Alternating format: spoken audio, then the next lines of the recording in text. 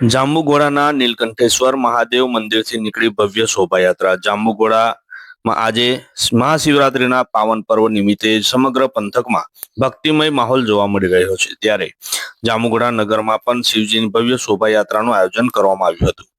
પરંપરાગત રીતે નીકળેલી આ શોભાયાત્રામાં મોટી સંખ્યામાં શ્રદ્ધાળુઓ ઉમટી પડ્યા હતા. ભક્તિ અને ઉત્સાહનો સંગમ શોભાયાત્રાનો પ્રારંભ જાંબુઘોડાના સુપ્રસિદ્ધ નીલકંઠેશ્વર મહાદેવ મંદિર ખાતેથી કરવામાં આવ્યો હતો.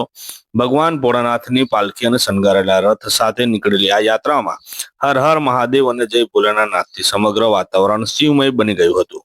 આ શોભાયાત્રામાં સ્થાનિક ગ્રામજનો સાથે મયંકકુમાર દેસાઈ, જે જિલ્લા ભાજપા પ્રમુખ છે, તે પણ જોડાયા હતા અને આસપાસના વિસ્તારના ભક્તો મોટી સંખ્યામાં જોડાયા હતા. યાત્રાનો રૂટ અને પૂજન નીલકંઠેશ્વર મહાદેવ મંદિરેથી નીકળી આ શોભાયાત્રા નગરના વિવિધ માર્ગો પર ફરી હતી.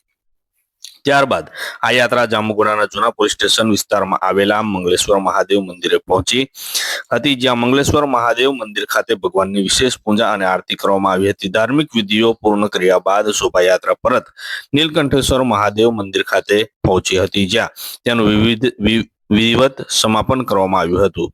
આ પ્રસંગે ભક્તો માટે પ્રસાદની પણ વ્યવસ્થા કરવામાં આવી હતી.